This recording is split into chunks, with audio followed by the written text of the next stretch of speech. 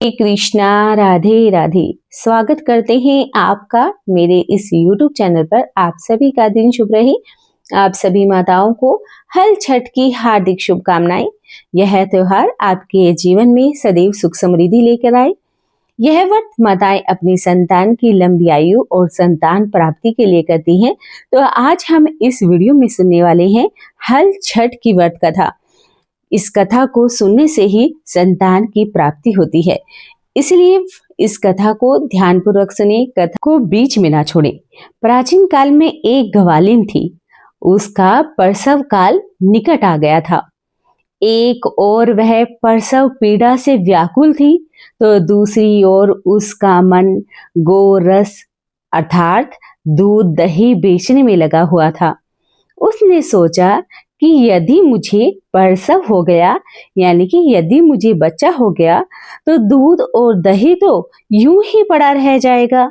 यह सोचकर उसने दूध दही के घड़े को सिर पर रखा और बेचने के लिए चल दी। किंतु कुछ दूर पहुंचने पर उसे असहनीय प्रसव पीड़ा हो गई। वह एक झरबेरी की ओट में चली गई और वहां पर उसने एक बच्चे को जन्म दिया।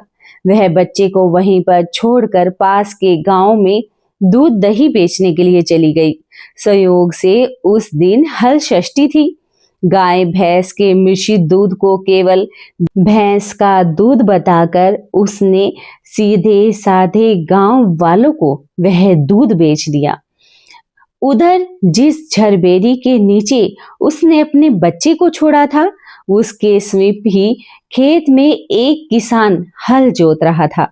अचानक उसके बैल भड़क उठे और हल का फल शरीर में घुसने से वह बालक मर गया। इस घटना से किसान बहुत दुखी हुआ, फिर भी उसने हिम्मत और धैर्य से काम लिया। उसने झरबेरी के कांटों से ही बच्चे के चीरे हुए पेट में टांके लगा दिए और वहीं पर उसे छोड़कर चला गया। कुछ देर बाद ग्वालिन दूध बेचकर वहां पर आ गई। बच्चे की ऐसी दशा देखकर उसे यह समझते देर ना लगी कि यह सब उसके पाप की ही सजा है। वह सोचने लगी कि यदि मैंने झूठ बोलकर गाय का दूध न बेचा होता, तो गांव की स्त्रियों का धर्म भ्रष्ट न होता, तो मेरे बच्चे की यह दशा भी ना होती। अतः मुझे लौटकर सब बातें गांव वालों को बता देनी चाहिए, यही मेरा पश्चाताप होगा। ऐसा निश्चय कर वह उस गांव में पहुंची जहां उसने दूध बेचा था। वह गली गली घूमकर अपनी करतूत और उसके फलस्वरूप मिले दंड को सबको बताने लगी। सब स्त्रियों ने सब धर्म रक्षा के लिए उस पर रहम खाकर उसे क्षमा कर दिया और उसे आशीर्वाद भी दिया। बहुत सी स्त्रियों द्वारा आशीर्वाद लेकर जब वह पुणे उस झरबेरी के नीचे पहुंची, तो यह देखकर आश्चर्यचकित रह गई कि वहां पर उसका पुत्र जीवित अवस्था में पड़ा था। तभी उसने अपने स्वार्थ के लिए झूठ बोलने को ब्रह्म हत्या के समान ही समझा और कभी झूठ न बोलने का प्रण ले लिया। तो बोलिए षष्ठी माता की जय हो। तो आइए सुनते हैं हल छठ की दूसरी कथा। मथुरा के राजा कंस अपनी बहन देवकी को विवाह के उपरांत विदा करने जा रहे थे। तभी आकाशवाणी हुई कि देवकी का 8वां गर्भ तेरी मृत्यु का कारण बनेगा। यह जानकर कंस ने अपनी बहन और बहनोई को कारागार में डाल दिया और वासुदेव देवकी जी के 6 पुत्रों को एक एक करके कंस ने मार डाला। जब 7वें बच्चे का जन्म नजदीक आ गया, तो देव ऋषि नारद जी वासुदेव देवकी जी से मिलने के लिए कारागार में पहुंचे और उनके दुखों का कारण जानकर देवकी को हल षष्ठी देवी के व्रत करने की सलाह दी।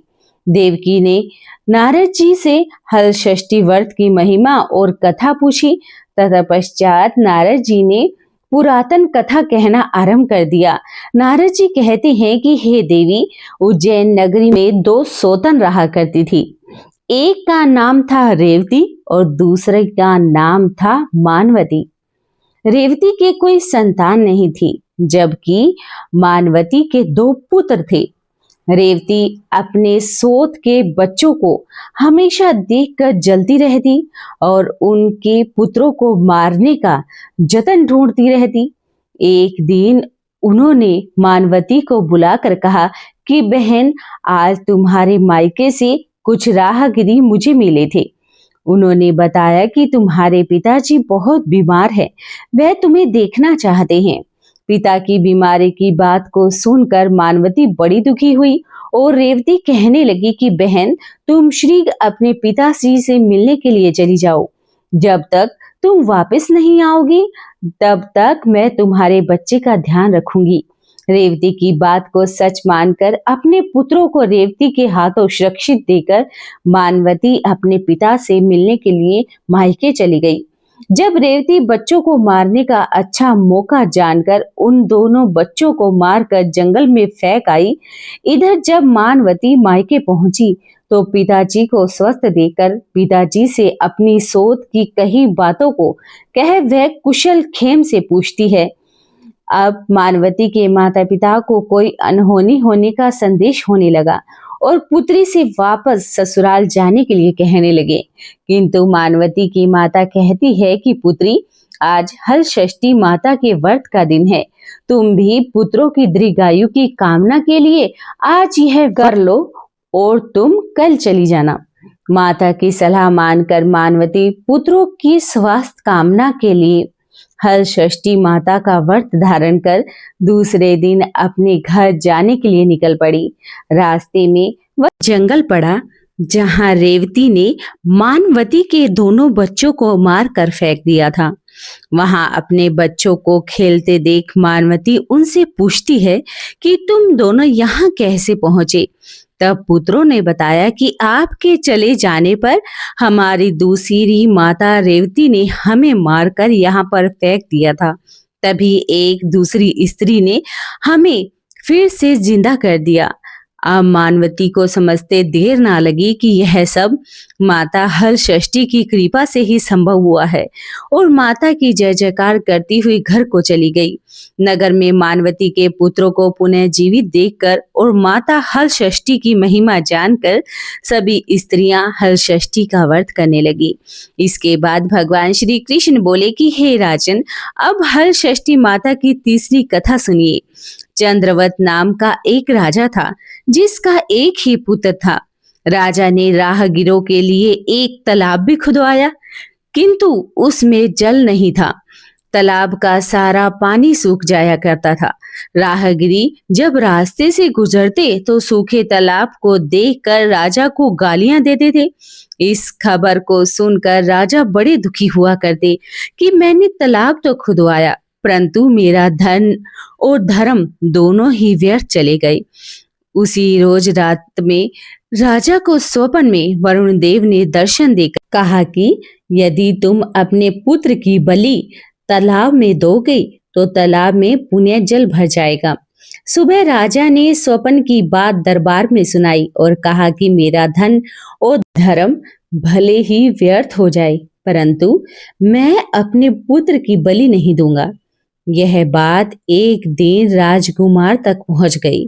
वह सोचने लगा कि यदि मेरी बलि से तालाब में पानी आ जाएगा तो लोगों का तो भला ही होगा। यह सोचकर राजकुमार अपनी बलि देने के लिए तालाब में बैठ गया। जब राजकुमार तालाब में बैठा तो तालाब पानी से लबालब भर गया। जल के जीव जंतु से तालाब परिपूर्ण हो गया। इकलौते पुत्र की मृत्यु हो जाने से राजा दुखी होकर वन को चला गया। राजा ने वन में देखा कि वहां 5 स्त्रियां व्रत कर रही थी, तो उन्हें देखकर राजा ने उन स्त्रियों से पूछा कि यह सब आप क्या कर रही हैं, कौन सा व्रत कर रही हैं? राजा के पूछने पर स्त्रियों ने हल षष्ठी व्रत की संपूर्ण विधि राजा को बताई। उसे सुनकर राजा वापस अपने नगर को आ गया और अपनी रानी के साथ इस व्रत को किया। व्रत के प्रभाव से राजकुमार तालाब से जीवित होकर बाहर निकल आया। राजा परिवार सहित हल षष्ठी माता की जय जयकार करते हुए सुख पूर्वक निवास करने लगे। तो बोलिए हल षष्ठी माता की जय हो। तो आइए सुनते हैं हल षष्ठी माता की तीसरी कथा।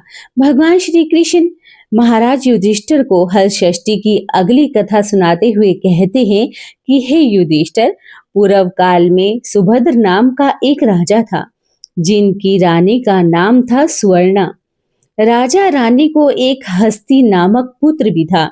एक बार राजकुमार हस्ती धाय माँ के साथ गंगा स्नान के लिए चला गया। बाल स्वभाव वंश हस्ती जल में खेलने लगा। तभी एक मगरमच्छ ने उसे अंदर खींच लिया। उसकी सूचना धारिय माँ ने जाकर रानी स्वर्णा को सुनाई। इस पर रानी ने क्रोध में आकर धारिय माँ के पुत्र को धधकारती हुई आग में डाल दिया। पुत्र शोक से व्याकुल धारिय माँ निर्जीवन वन में चली गई और वन में एक सुनसान मंदिर के पास रहने लगी। वन में सूखा महुआ आदि जो भी मिलता वह उसे ही खाती और मंदिर में विराजित भगवान शिव, देवी पार्वती और भगवान श्री गणेश और स्वामी कार्तिकेय का पूजन कर दिन बिताने लगी। इधर नगर में एक अद्भुत घटना भी घटी। धारिया माँ का पुत्र आग की भट्टी से जीवित निकल आया और खेलने लगा। यह खबर पूरे नगर में फैलते हुए राजा और रानी के पास पहुंच गई। तो उन्होंने इस घटना के विषय में पुरोहित से पूछा। तभी सौभाग्य से वहां पर दुर्वासा ऋषि पहुंच गए। राजा रानी ने ऋषि का पूजन कर धारिया माँ के पुत्र के जीवित होने का कारण पूछा। तो दुर्वासा ऋषि ने कहा कि हे राजन, आपके डर से धारिया माँ जंगल में एकांत में व्रत करती थी। यह सब इस व्रत का ही प्रभाव है। अब राजा रानी सभी नगरवासियों के साथ दुर्वासा की अगुवाई में उस जंगल में धारिया माँ के पास पहुंचे और व्रत के विषय में अधिक जानकारी ली। तब धारिया माँ ने कहा कि महाराज, मैं पुत्र शोक से दुखी होकर यहाँ रहने लगी। यहाँ व्रत ग्रहण कर भगवान शिव, माता पार्वती, भगवान श्री गणेश और स्वामी कार्तिकेय का पूजन कर सूखा महुआ खाकर जीवित रहती थी। कल रात को मुझे स्वप्न में भगवान शिव जी ने दर्शन दिए थे और उन्होंने कहा कि तुम्हारा पुत्र जीवित हो जाएगा। अब रानी ने धारिया माँ से हल षष्ठ व्रत की पूजा विधि को पूछा। तो दुर्वासा जी ने हल षष्ठी व्रत की संपूर्ण पूजा विधि बताई। राजा रानी ने हल षष्ठी माता की महिमा जानकर व्रत किया। व्रत के प्रभाव से राजपुत्र हस्ती मगरमच्छ के चुंगल से छूटते हुए खेलते नगर वापस आ गया। अपने पुत्र को पाकर राजा रानी बहुत प्रसन्न हुए और धारिया माँ भी अपने पुत्र के साथ पुनः खुशी से निवास करने लगी। वहीं बालक हस्ती आगे चलकर परम प्रतापी हुआ और अपने नाम से हस्तिनापुर को बसाया। इस प्रकार भगवान श्री कृष्ण ने युधिष्ठिर से हल षष्ठ व्रत की महिमा को ज्ञान देते हुए कहते हैं कि हल षष्ठ व्रत कथा को नारद जी से सुनकर मेरी माता देवकी ने इस व्रत को सबसे पहले किया था, जिसके प्रभाव से उनकी आने वाली संतान की रक्षा हुई। अब भगवान श्री कृष्ण से सुनकर युधिष्ठिर ने इस व्रत को उत्तरा द्वारा करवाया। व्रत के प्रभाव से उत्तरा का अश्वत्थामा द्वारा नष्ट किया हुआ गर्भ पुनः जीवित हो गया और प्रसव के पश्चात बालक का जन्म हुआ, जो कालांतर में राजा परीक्षित के नाम से प्रसिद्ध हुआ। बोलिए भगवान श्री कृष्ण की जय हो। बोलिए बलराम जी की जय हो। इसके बाद नारद जी देवकी जी से हल षष्ठ व्रत की कथा को करते हुए कहते हैं कि एक नगर में दो स्त्रियां रहा करती थी। दोनों एक ही परिवार की थी। रिश्ते में देवरानी और जेठानी लगती थी। देवरानी का नाम था सलोनी, जो बड़ी ही नेक, सदाचारणी तथा दयालु थी। जेठानी का नाम था तारा, वह स्वभाव से बड़ी ही दुष्ट थी। एक बार दोनों ने हल षष्ठ का व्रत किया। विधित पूजन इत्यादि के बाद शाम को दोनों भोजन करने के लिए थालियां परोसकर ठंडी होने के लिए रखकर बाहर जाकर बैठ गई। उस दिन सलोनी ने खीर तथा तारा ने मेहरी बनाई थी। अचानक दो कुत्ते उनके घर में घुसे और भोजन खाने लगे। अंदर से चप चप की आवाज आई तो दोनों अपने अपने कक्ष के भीतर जाकर देखने लगी। सलोनी ने कुत्ते को खीर खाते हुए देखा तो वह कुछ नहीं बोली। बर्तन में बची हुई बाकी खीर भी उसके आगे डाल दी, लेकिन तारा थाली में मुंह मारते कुत्ते को देखते ही आग बबूला हो गई। उसने कमरे का द्वार बंद कर दिया, फिर डंडा लेकर कुत्ते को इतना मारा कि उसकी कमर ही तोड़ डाली। कुत्ता अधमरा होकर जैसे तैसे जान बचाकर भाग गया। दोनों कुत्ते जब बाहर मिले तो एक दूसरे का हाल पूछने लगे। जो कुत्ता सलोनी के कक्ष में गया था वह बोला, मैं जिसके कक्ष में गया था वह स्थिति तो बड़ी ही भली है। उसने मुझे खीर खाते देखकर कुछ भी नहीं कहा, बल्कि बर्तन में खीर समाप्त हो जाने के बाद उसने उसमें और खीर डाली ताकि मेरा पेट भर जाए। उसने तो मेरी आत्मा को ऐसे तृप्त किया कि मैं उसे बार बार आशीर्वाद दे रहा हूँ। मेरी तो ईश्वर से यही कामना है कि मेरे मरने के बाद मैं उसी का पुत्र बनूं और जीवन भर उसकी सेवा करके इस ऋण को चुकाता रहूं। जिस प्रकार उसने मेरी आत्मा को तृप्त किया है, उसी प्रकार मैं भी उसकी आत्मा को तृप्त और प्रसन्न करता रहूं। अब तुम बताओ कि तुम्हारे साथ क्या बीती। लगता है तुम्हारी तो खूब पिटाई हुई है। दूसरा कुत्ता बड़े ही दुखी स्वर में बोला कि तुम्हारा अनुमान बिल्कुल ठीक है भाई।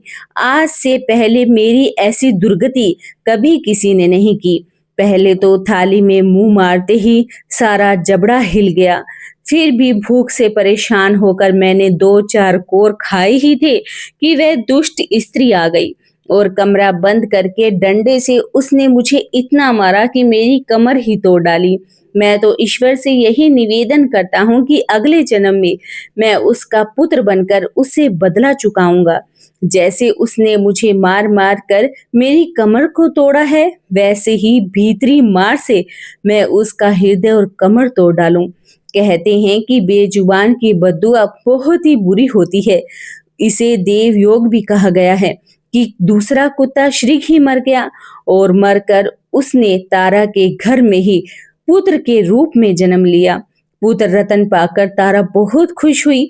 पुत्र को लेकर उसने अपने मन में बड़े बड़े मंसूबे बांध लिए, परंतु दूसरे ही दिन जब घर घर में हर षष्ठी का पूजन हो रहा था तब वह लड़का मर गया।